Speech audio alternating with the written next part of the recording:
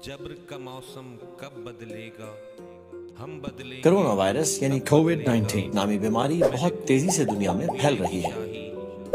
बूढ़े और कमजोर इम्यून सिस्टम वाले लोगों को इस वायरस से सबसे ज्यादा खतरा है।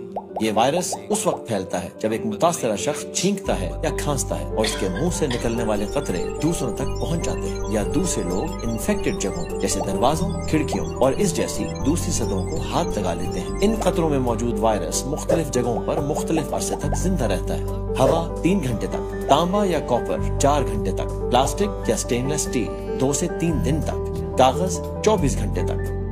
मगर आप एहतियाती तदाबीर के जरिए खुद को और अपने खानदान को वायरस से आसानी से महफूज रख सकते हैं। अपने हाथों को बार बार और कम से कम 20 सेकंड के लिए साबुन से धोएं। खांसी या छींक आने पर नाक और मुंह को अपनी कोहनी के अंदरूनी हिस्से या टिश्यू से ढांप लें। इस्तेमाल शुदा टिश्यूज को कूड़ेदान में फेंकें। बार बार हाथ लगने वाली चीजों को बाकायदगी से साफ और जरासीम से पाक रखें। मगर इस सब के साथ साथ इस वायरस से बचने के लिए सबसे अहम चीज समाजी फासला यानी सोशल डिस्टेंसिंग है। इस मकसद के लिए हजूम वाली जगहों पर ना जाएं, बीमार लोगों के करीब मत जाएं, दूसरों को गले लगाने और हाथ मिलाने से परहेज करें। कोरोना वायरस से होने वाली बीमारी की अलामात ये है: हल्का बुखार, खुश्क खांसी,